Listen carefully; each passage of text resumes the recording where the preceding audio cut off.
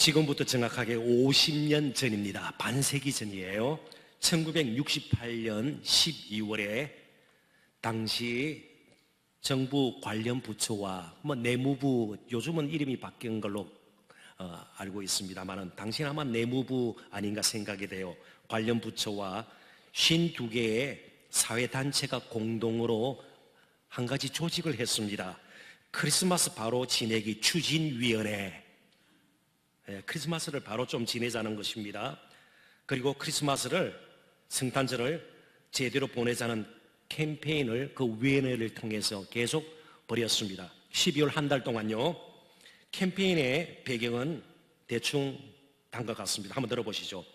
그때는 야간 통행금지가 있었습니다. 젊은 세대에게는 무슨 통행금지가 뭐냐 의아하게 생각할지 모르겠습니다. 자정부터 밤 12시부터 그 다음날 새벽 4시까지 밤에 길을 가다가는 파출소에 잡혀갑니다. 야간 통행금지가 시행되고 있었기 때문에 그렇습니다. 그런데 24일 밤에는 야간 통행금지가 해제가 된 것입니다. 그러니까 누구든지 밤새 무엇인가를 해야 크리스마스를 잘 보내는 것으로 인식이 되었습니다. 일찍 잠자리에 드는 것은 성탄절을 제대로 보내는 것이 아니에요. 아무튼 무엇을 하든지 이 밤을 그냥 보내서는 안 된다는 겁니다. 그러다 보니까 밤사이에 야간 통행금지가 없으니까 밤사이에 온갖 종류의 기이하고 이상하고 흉하고 수한 일들이 일어났습니다. 실제로 많은 사람들이 별 이유도 없이 할 일 없이 명동에 쏟아져 나왔습니다. 그냥 명동에 사람들이 왔다 갔다 해요. 왜요? 성탄절을 밤새 보내야 하니까. 거기서 물건을 사고 심야 극장이 있고 그 당시는 그런 거 없었습니다. 그냥 가족끼리라도 명동으로 나갔습니다.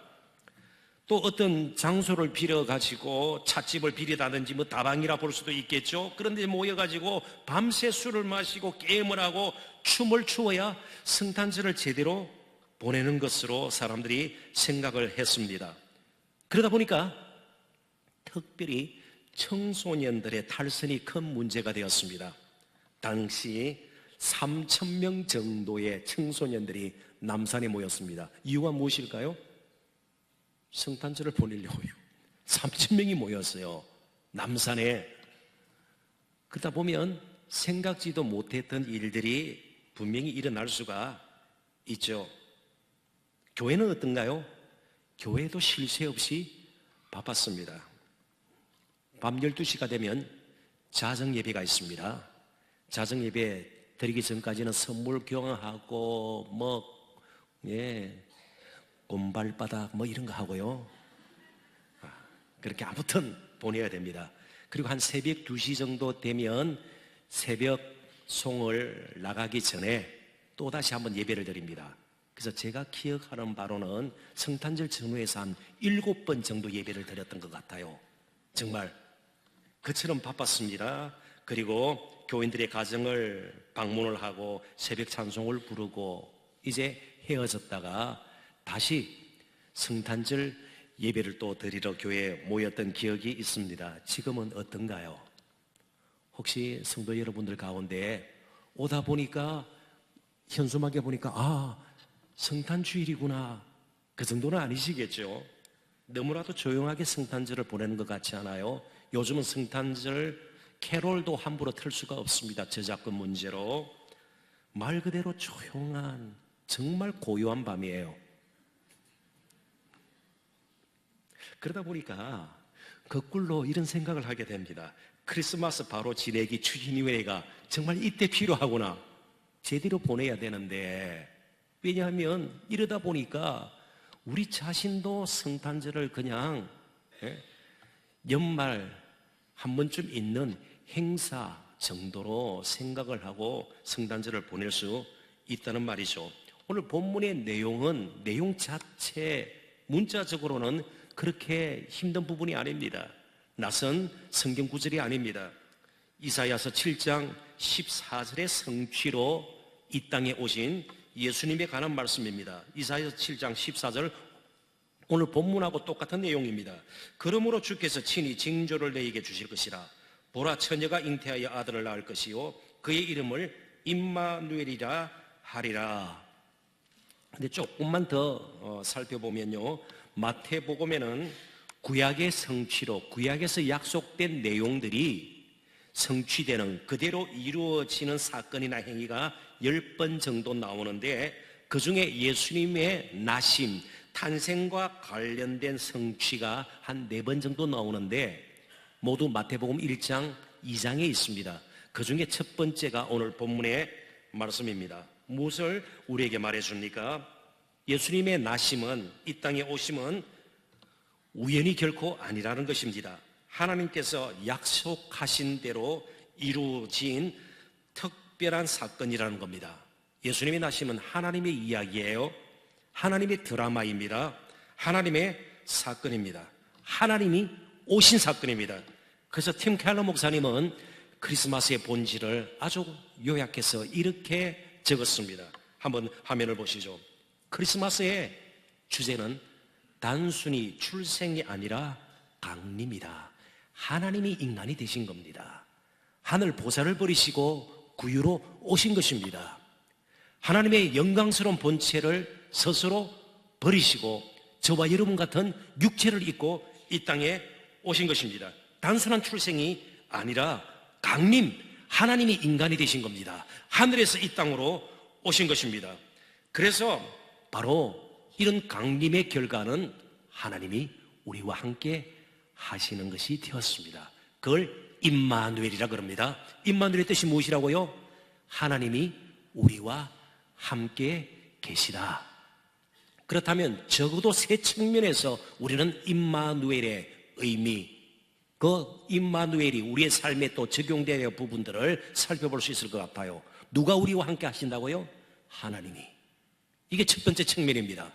하나님이 함께 하시는 우리가 도대체 누구일까요? 우리에 대해서 우리는 또 살펴보아야 합니다. 두 번째 측면에서 말씀을 살펴볼 수 있겠죠.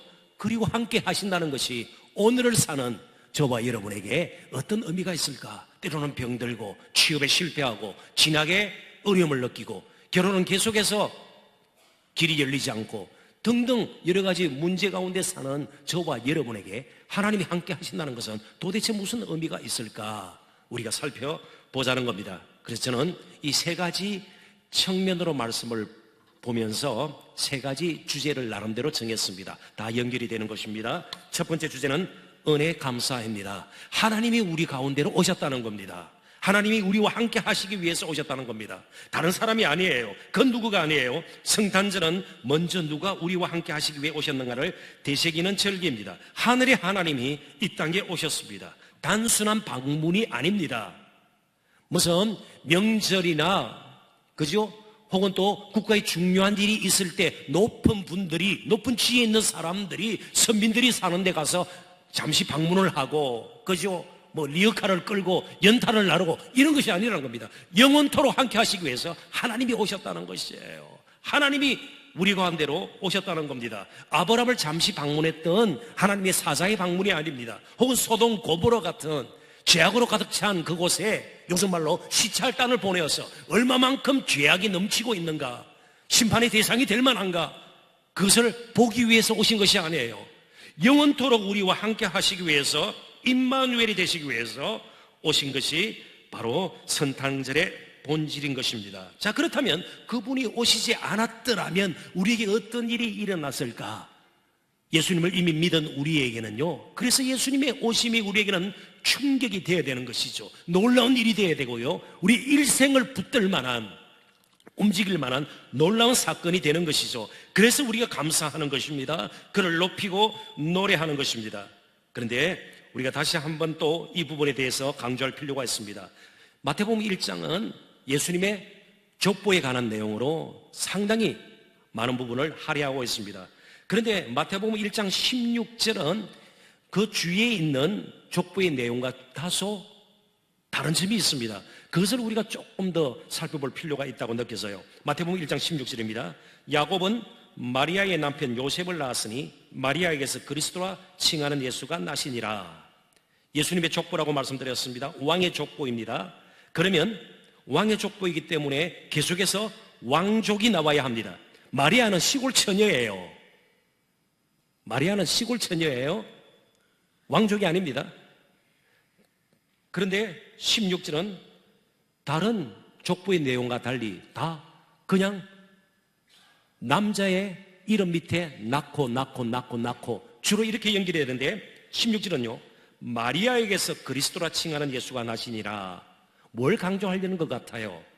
예수님의 나심에 대해서는 비록 요셉이 아주 희미한 왕족, 그죠? 희미한, 이미 나라는 다 없어지고 말았습니다. 바벨론에 의해서 이스라엘 나라는 없어지고 말았습니다. 희미한 왕족이라도 그가 관여하지 않았다는 겁니다. 동정녀 마리아를 통해서 하나님께서 하신 일이지, 요셉이 왕족이라고 해가지고 예수 그리스도를 왕되게 하시고, 전혀 그렇지 않다는 것입니다. 예수님은 동정녀 마리아의 몸을 빌어서 성령으로 잉태되었고 바로 성령의 힘으로 이 땅에 오신 것입니다. 예수님은 하나님으로부터 나신 자입니다. 그러므로 그의 나심은 철저하게 하나님의 행위입니다. 하나님 스스로 계획하시고 시작하신 일입니다. 그 누구도 관여하지 않았습니다. 오직 하나님께서 관여하셔서 하나님께서 주관하시고 하나님께서 시작하신 일이라는 뜻입니다. 더욱이 본문에 인용된 이사야 7장 14절의 역사적인 배경을 보면 더욱 그 부분이 명확히 드러나게 됩니다. 이사야 7장 14절의 원래 배경은 이렇습니다. 좀 이스라엘의 역사이고 왕의 이름이 암기하기가 힘듭니다. 잊어버려도 괜찮습니다. 그러나 강조점이 무엇인가, 그것은 좀 마음에 새길 필요가 있다고 봅니다. 당시 이스라엘은 우리나라처럼 남북으로 갈라져 있었습니다. 북이스라엘과 남쪽 유다입니다. 그래서 구약성경에는 유다로 되어 있고 신약성경에는 유대로 되어 있습니다. 유다는 히브리어이고요, 유대는 헬라어입니다. 똑같은 나라예요. 북이스라엘에 당시 베가라는 왕이 다스리고 있었습니다. 그런데 이 베가 왕이 아람 왕, 이방나라 왕인 르신과 힘을 합쳐서 연합군을 결성했습니다. 남쪽 유다를 이제 치자는 것이에요. 공격을 합니다. 그런데 남쪽 유다는 당시 아하스라는 왕이 다스리고 있었습니다. 아하스는 이스라엘 역사상 굉장히 악독한 왕 중에 한 명입니다. 우상 숭배에 아주 극심하게 빠져있던 왕입니다. 형편없는 왕입니다. 그 왕이 통치하니까 나라가 안정될 리가 없습니다. 그런데 한 나라도 아니고 북쪽 이스라엘만도 아니고 아람 왕까지 힘을 합쳐서 침공하니까 버텨낼 힘이 없는 겁니다. 그런데 한 징조를 보일 것을 말씀하고 있습니다. 놀라웠게도 두 왕이 결코 유다를 이기지 못할 것이라는 것입니다. 아하스가 훌륭했어요? 아니에요. 아하스가 너무 괜찮은 왕이기 때문에 아닙니다. 유다가 힘이 있었어요? 아니요. 바로 새로 오실 왕, 그분 때문에 앞으로 세워질 나라가 쉽게 넘어지지 않겠다, 예표라는 것입니다. 그러니까 임마누엘, 이 뜻은 승리의 확신을 가져도 괜찮다는 겁니다. 우리가 강하기 때문이 아니고, 내가 가진 것 때문이 아니고, 나의 학벌 때문이 아니고, 내가 이룬 것 때문이 아니고, 나의 스펙 때문이 아니고, 나를 다스릴 새 왕 임마누엘이 되셔서 나와 함께할 그 왕 때문에 우리는 승리할 수 있다는 것이에요. 때로는 열악한 환경, 여러 가지 우겨쌈을 당해도 신실하신 그분 때문에, 전능하신 그분 때문에, 인자하신 그분 때문에, 영원하신 그분 때문에, 영원토록 우리를 떠나지 아니하고 함께 하실 그분 때문에 우리는 승리할 수 있다는 것입니다. 그래서 성탄의 의미를 우리는 이런 측면에서 이해할 필요가 있습니다. 예수님은 당신이 이 땅에 오셔서 훌륭한 선생으로 하나님께 나아가는 법을 가르쳐주기 위해서 오시지 않았습니다. 하나님을 찾는 법을 우리에게 제시하기 위해서 오시지 않았습니다. 혹은 하나님과 함께하는 법을 우리에게 보여주시기 위해서 이 땅에 오신 것이 아닙니다. 영원토록 함께할 하나님으로 예수님은 우리 가운데로 오신 것입니다. 그래서 우리 가운데로 오셔서 함께 하신다는 것은요, 세상 왕도 어찌할 수 없는, 세상 그 누구도 어찌할 수 없는 일을 그분은 하실 수 있다는 것이 전제된 것이에요. 세상이 줄 수 없는 것을 그분은 주시기 위해서 오셨다는 것이에요. 세상에서 얻을 수 없는 것을 우리는 그분을 통해서 얻을 수 있다는 확신을 가질 필요가 있습니다. 그래서 제가 한 가지 예를 들겠습니다. 지형적인, 지리적인 예인데요, 이것이 좀 본문을 이해하는 데 도움이 되었으면 좋겠습니다. 이스라엘에 가면 아주 특이한 호수가 있습니다. 갈릴리 호수예요. 남북 길이가 21km 정도가 되고요, 동서간의 거리가 12km 정도 됩니다. 오늘 화면에 비친 저 그림은 만능 렌즈로 아마 찍은 것 같아요. 적게 보이지만 사실은 그렇게 적은 규모의 호수가 아닙니다. 그리고 굉장히 아름다운 호수예요. 물고기도 20여 종 서식하고 있다고 알려져 있습니다. 그 가운데 3종류가 식용으로도 이제 잡아서 시장에 내다 팔 정도라고 그럽니다. 그러나 저 갈릴리 호수의 가장 큰 역할이 무엇일까요? 한번 짐작해 보십시오. 이스라엘에 저 갈릴리 호수가 있는 건요, 힌트를 드리겠습니다. 이스라엘은 국토의 60%가 네게아브, 이 말은 황폐한 땅, 메마른 땅입니다. 물 한 방울 나지 않는 땅이에요. 근데 갈릴리가 있는 거예요. 자, 그렇다면 갈릴리의 역할은요, 물고기 많이 잡을 수 있는 곳, 혹은 경관이 아름다운 호수, 주위에 빌라 세우고요, 콘도 세우고, 아니에요. 지금도 이스라엘 전체 식수의 40% 정도를 저 갈릴리 호수가 공급한다고 그래요. 그러니까 갈릴리 호수는 이스라엘의 생명줄입니다. 이스라엘 백성들이 힘을 다해서 수고해서 갈릴리 호수를 만든 것이 아니에요. 전적으로 하나님의 선물이에요. 전적으로 하나님의 선물입니다. 예수 그리스도도 오늘 우리에게 영원한 생수가 되시기 위해서 이 땅에 오셨습니다. 이 세상 무엇으로도 만족할 수 없는 저희들의 마음을 정말 참 만족으로, 참 기쁨으로 바꿔놓을 수 있는, 죽음 가운데서 늘 불안과 두려움 가운데 사는 저희들에게 참 자유와 평강과 기쁨과 영원한 생명을 주시기 위해서 예수님은 이 땅에 오셨습니다. 세상이 우리에게 줄 수 없는 것을 주시기 위해서 오셨다, 그런 말입니다. 그래서 에베소서 2장 8절 같이 한번 읽어보도록 하십시다. 너희는 그 은혜에 의하여 믿음으로 말미암아 구원을 받았으니 이것은 너희에게서 난 것이 아니요 하나님의 선물이라. 하나님의 선물입니다. 오늘 이 자리까지 오게 된 것도, 구원도, 은혜도, 믿음도 다 하나님의 선물이고요, 예수 그리스도 하나님께서 우리에게 주신 가장 큰 선물입니다. 왜 그분이 이 땅에 오셨습니까? 우리 스스로는 도저히 얻을 수 없는 구원, 죄사함, 영원한 생명을 얻게 하시려고 오신 것입니다. 우리가 홀로인 것을 예수님은 아십니다. 홀로 버려두지 아니하시고 함께 하시기 위해서 예수님은 우리처럼 되셔서 이 땅에 오셨습니다. 그리고 이 땅을 사시는 동안 결국 홀로 십자가를 지시고 영원토록 우리가 하나님의 버림받은 그런 존재가 되지 않도록 그분은 하나님의 버리심을 받으셨습니다. 그래서 예수님은 그 누구보다도 우리의 외로움을 아십니다.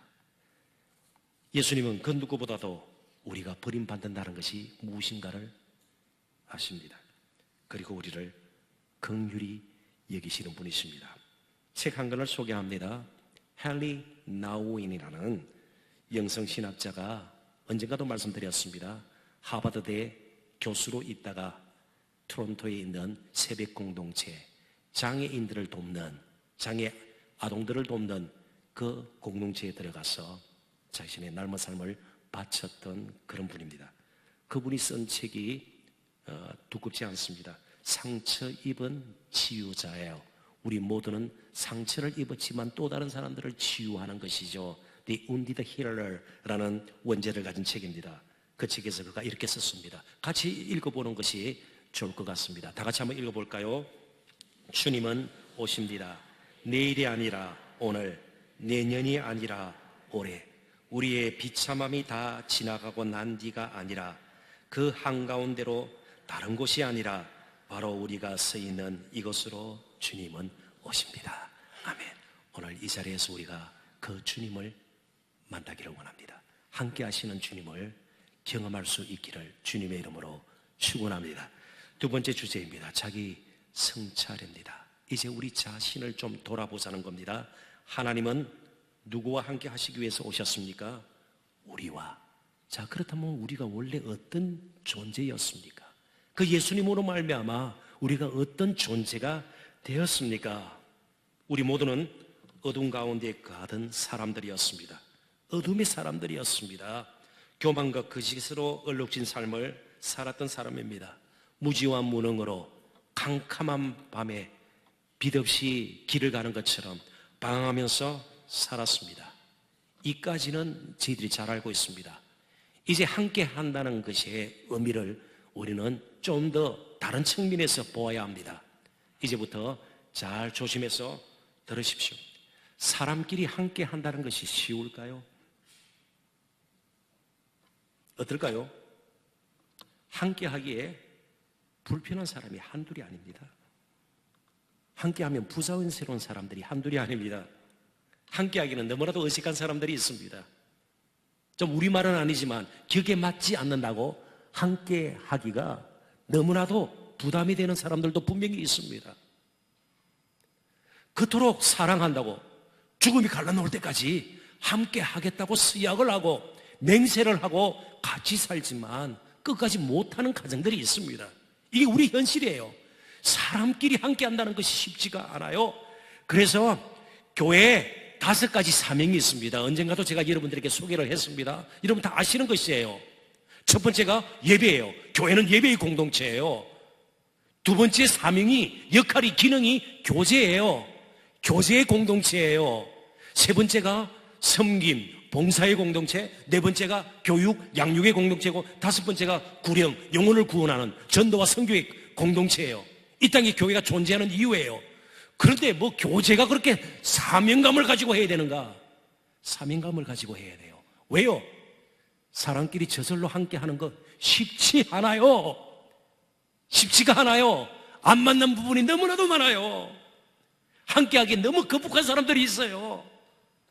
조금만 지나보면 그런 사람인 줄 몰랐다 그러면서 두 번 다시 상종하는가 보자. 혹은 또 눈에 흙이 들어갈 때까지는 나는 그 사람 안 본다. 이게 우리의 현실이에요. 우리끼리 함께하는 거 참 쉽지가 않아요. 그런데 우리 같은 형편없는, 우리끼리도 함께하기가 너무나도 불편한 이런 존재와 영원히 거룩하시고 어려우신 하나님이 함께한다는 것은요, 불편할 정도가 아니에요. 하나님의 굴욕이에요. 하나님의 수치예요. 그래서 하나님께서는 그런 저와 여러분, 이 형편없는 목사와 함께 하시기 위해서 아기로 이 땅에 오신 거예요. 하나님의 결단이에요. 누가 그렇게 시킨 건 아니에요. 하나님께서 수치와 굴욕을, 고통을, 괴로움을 다 감수하고 망가진 피조물인 저와 여러분 가운데 오셨습니다. 이게 임마누엘이에요. 이게 임마누엘이에요. 영원토록 떠나지 않으세요. 앞으로 우리가 어떻게 살든 영원토록 떠나지 않습니다. 그래서 이사야서 9장 2절에 이사야 선지자는 이렇게 노래합니다. 흑암에 행하던 백성이 큰 빛을 보고 사망의 그늘질 땅에 거주하던 자에게 빛이 비치도다.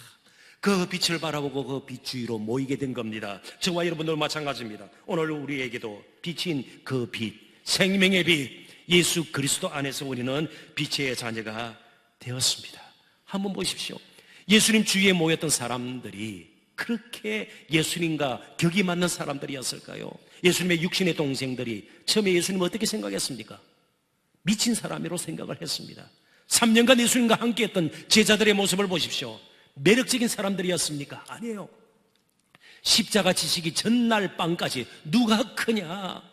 누가 크냐? 그들의 관심은 딴 데 있었습니다. 그게 저와 여러분의 모습이었습니다. 그런데 예수님은 우리 가운데 영원토록 함께 하시기 위해서, 임마누엘이 되시기 위해서 이 땅에 오신 것입니다. 이사야 선지자는 더 나가서 이사야 9장 6절에서 이렇게 고백을 합니다. 이는 한 아기가 우리에게서 낳고 한 아들을 우리에게 주신 바 되었는데 그의 어깨에는 정사를 메었고 그의 이름은 기묘사라, 모사라, 전능하신 하나님이라, 영종하시는 아버지라, 평강의 왕이라 할 것입니다. 한 아기를 이제 이야기를 하고, 이 아기가 이 아기가 원래 어떤 존재였는가를 6가지로 그려주고 있습니다. 전혀 어울리지 않아요. 이제 잘 들어보시죠. 화면 다시 한번 띄워보시기를 바랍니다. 한 아기가 우리에게서 낳고 한 아들을 우리에게 주신 바 되었는데, 이제 6가지의 첫 번째입니다. 그의 어깨에는 정사를 메었고 우주 만물을 다스리는 분이에요. 한 고을에 나사렛 정도 다스리기 위해서 이 땅에 온 아니에요. 베들레헴의 군수로 아니에요. 우주 만물을 다스리는 분이에요. 그분은 창조주 하나님이세요. 그의 이름은 기묘자라. 이게 기묘자는 The Wonderful One, Wonderful One.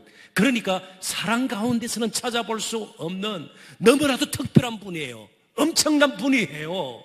무슨 아이돌 가수 성도가 아니에요. 유명한 축구 선수 성도가 아니에요. 도저히 사랑 가운데서는 찾아볼 수 없는 엄청난 분이세요. 하나님이세요. 우리의 눈으로는 바라볼 수 없는 하나님이세요. 바라봤다가는 바로 그 자리에서 적사할 수밖에 없는 그런 영광스러운 하나님이세요. 그리고 그의 이름은 모사라, 카운슬러, 모든 지혜와 지식에 뛰어난 분이에요.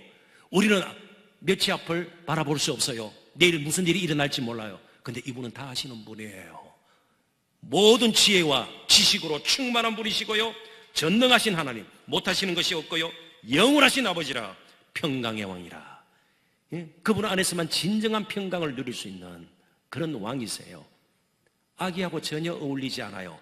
자, 이쯤 되면 요즘 말로 어전이 필요해요. 이런 분이 오신다면 어전이 필요해요. 악대가 동원이 돼야 되죠. 붉은 카페트를 끌고요, 필요하다면 흔들고 그래야 될 거예요. 그렇죠? 막 흔들어야 될 거예요. 구약의 그림이 조금 도움이 될지 모르겠어요. 하나님이 임재하실 때에 지진이 일어나고요, 지진이라고 번개가 치고요, 천둥 소리가 들리고요, 회리바람이 일어나고요. 아니요, 너무나도 보잘것없는 연약한 아기로 오셨습니다. 이유는 단 한 가지예요. 저와 여러분과 함께 하시기 위해서요. 우리는 천둥 번개 속에 임하는 하나님을 감당할 수가 없습니다. 그분은 심판주예요. 그분 앞에 설 수가 없어요. 우리를 위해서, 우리와 함께 하시기 위해서 너무나도 연약한 아기로 이 땅에 오신 겁니다.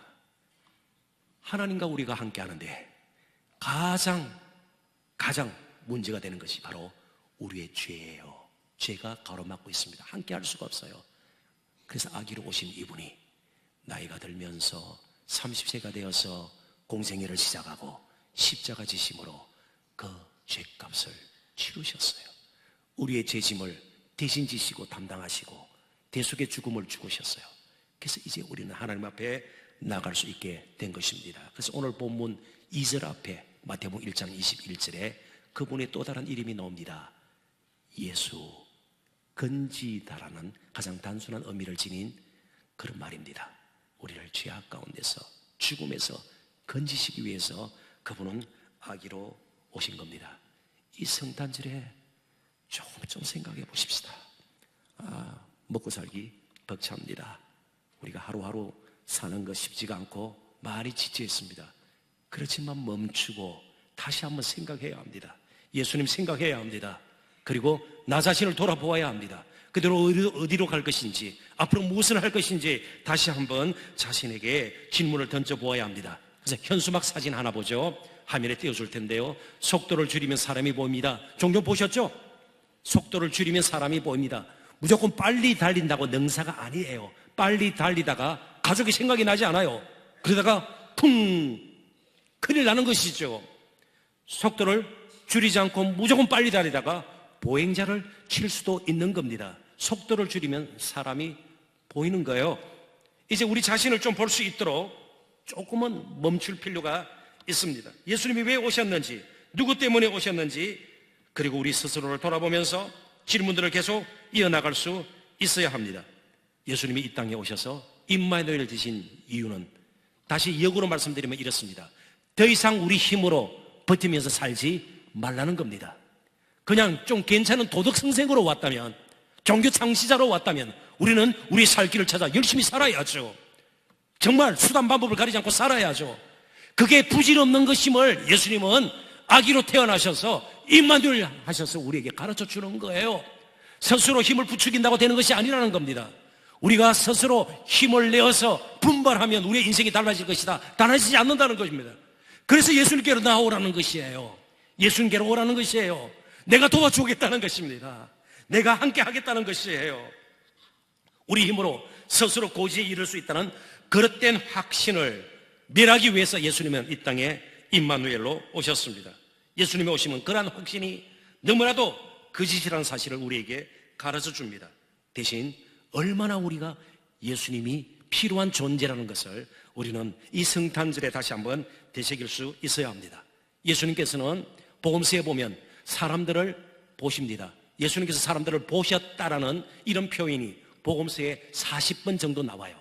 그런데 제자들도 보지 못했던, 다른 사람들도 보지 못했던 그것을 예수님은 보셨습니다. 바디메오, 앞을 보지 못하는 소경이죠. 시각장애인, 그의 부르짖음을 들으시고 그를 보셨습니다. 뽕나무 위에 올라가 있는, 시커마라는 나무 위에 올라가 있는 삭개오를 다른 사람들은 보지 못했습니다. 예수님은 보시고 삭개오와 내려오라. 예수님은 보세요. 저와 여러분의 형편을 아세요. 저와 여러분 가정의 형편을 아세요. 겪고 있는 문제가 무엇인가를 알아요. 예수님은 아세요. 그 어떤 왕도 처리할 수 없는, 이 세상에 그 누구도 도와줄 수 없는 일을 예수님은 능히 도와주실 수 있는 분이세요. 그러니까 예수님께 오라는 것이에요. 그래서 이 땅에 오셨습니다. 그런데 우리는 여전히 예수님 오신 것은 오신 것이고 성탄절은 성탄절이고 내 인생은 내가 살 것이다. 이게 성탄절을 엉망으로 만드는, 성탄의 본질을 교회가 때로는 우리 자신이 엉망으로 만드는 일이란 말이죠. 그래서 성탄절을 우리는 제대로 보내야 합니다. 제대로 보내기 위해서 우리는 예수님께서 우리를 보신 것처럼 우리도 예수님을 보고 예수님께로 나가야 해요. 예수님께 나가야 합니다. 성탄절은 스스로 분발하는 절기가 아닙니다. 내 인생 내 힘으로 살아갈 수 있다고 그릇된 확신으로 돌아가는 절기가 결코 아닙니다. 오히려 예수님께 겸손히 무릎을 꿇고 더 힘있게 그를 붙드는 절기여야 합니다. 그리고 그분으로부터 새 힘을 얻어서 새로운 일을 시작하는 저와 여러분이 되어야 합니다. 예수님이 함께 하심이 얼마나 놀라운 은혜인가를 다시 한번 경험하는 저와 여러분이 되어야 할 것입니다. 마지막 세 번째 주제입니다. 사랑 실천입니다. 함께함이 무엇이라면 이제 우리 삶의 질문이 달라져야 할 것입니다. 예수님이 함께 하시면 분명히 우리는 달라집니다. 총각 시절하고 한 자매를 만나서 결혼한 신랑의 모습은 분명히 달라져야 합니다. 총각 때처럼 살아가지고는 그 가정은 오래 지속이 못 될 겁니다. 분명히 변화가 일어납니다. 함께함이 그만큼 중요합니다. 우리는 함께 하시는 임마누엘의 하나님, 예수님으로 말미암아 참 자유를 누리게 되었습니다. 더 이상 두려울 것이 없게 되었습니다.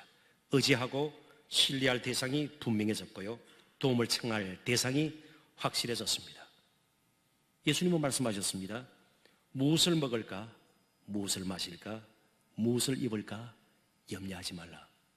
예수님은 우리가 안 먹어도 사는 것, 안 마셔도 사는 것, 그리고 안 입어도 사는 것처럼 예수님께서 그렇게 말씀하신 것이 아닙니다. 책임질 수 있다는 겁니다. 그렇게 책임질 수 있다는 확신이 들 때 우리는 사도 바울처럼 정말 예수님과 멀어지는 것, 예수님 안에서 얻은 의가 희미해지는 것, 그걸 가로막는 모든 것을 배설물로 여기게 된다는 겁니다. 어때요? 때로는 예수님을 우리가 배설물로 취급하지는 않습니까? 그렇게 낮아지셔서 우리와 함께 하시기를 원하셔서 우리 가운데로 오신 그 예수님이 그만큼 나에게 소중한가 말이죠. 이제 우리 인생에 남은 질문은 이런 질문이 되어야 할 것입니다. 하나님께서 함께하는 사람이 된 우리가 이제 함께해야 될 사람은 누구인가? 우리 교회가 함께해야 할 이웃은 누구인가? 교회는 기다리는 곳이 아닙니다. 기다려서 갈급하면 나오라가 아닙니다. 예수님께서 우리를 찾아오신 것처럼 우리도 찾아가야 합니다. 겸손히 찾아가야 합니다. 겸손히 찾아가야 합니다. 그래서 가장 세상적으로 볼 때는 못 배웠고 힘이 없고 가진 것도 없고 내세울 것도 없는 그런 사람들의 이웃이 되어 주어야 합니다. 실패를 거듭하고 있는 청년들의 이웃이 되어져야 합니다. 그게 교회가 이 땅에 존재하는, 또 성탄절을 맞이하는 교회의 본질이라고 생각이 됩니다. 사도 바울은 세상적으로 볼 때 재정적으로 늘 풍부하지 않았습니다. 많은 것을 가지고 있지 않았습니다. 뒷받침해 줄 만한 권세도 없었습니다. 육신적으로 건강하지 않았습니다. 그럼에도 불구하고 그는 풍성함이 무엇인가를 알았습니다. 로마서 15장 29절, 그가 만약 로마를 방문하게 되면 이렇게 할 것이다, 그에게는 확신이 있었습니다. 다 같이 한번 읽어볼까요? 내가 너에게 나아갈 때에 그리스도의 충만한 복을 가지고 갈 줄을 아노라. 나와 함께 하시는 예수님의 충만한 복이 그를 통해서 흘러갈 것이라는 것을 분명히 확신했습니다. 오늘 교회는 깨어나야 합니다. 우리 손으로 무엇인가 다 움직이는 것처럼 착각할 때가 있습니다. 뭔가 손에 쥔 것이 있어야 할 수 있다 생각합니다. 예수님을 어떤 면에서는 배설물로 여기는 것입니다. 형편없는 싸구려로 생각을 하는 것입니다. 아니에요. 우리는 도구로 쓰일 따름입니다. 우리를 통해서 그리스도의 충만한 복이 흘러나가야 합니다. 그리고 한 영혼 영혼을 향해서 애타한 마음으로 제사 삼기 위해서 길을 떠나는 제자들에게, 많은 사람들에게 예수님은 마지막으로 이렇게 말씀을 주셨습니다. 마태복음 1장에서 임마누엘, 하나님이 우리와 함께 하시다는 말씀으로 시작된 마태복음은 제일 마지막 구절, 마태복음 28장 20절에서 동일하게 말씀하고 있습니다. 이 말씀으로 오늘 결론을 삼도록 하겠습니다. 다 같이 읽습니다. 내가 너에게 분부한 모든 것을 가르쳐 지키게 하라. 볼지어다 내가 세상 끝날까지 너희와 항상 함께 있으리라 하시니라. 아멘. 이 시간 누가 우리와 함께 하십니까? 바로 아기로 오신 그 겸손하신 만왕의 왕이신 예수님이 저와 여러분과 함께 하십니다. 이 성탄절에 다 잊어버려도 그의 이름 임마누엘만큼은 잊지 않으시는 저와 여러분 되시기를 주님의 이름으로 축원합니다. 기도하십시다. 하나님 아버지,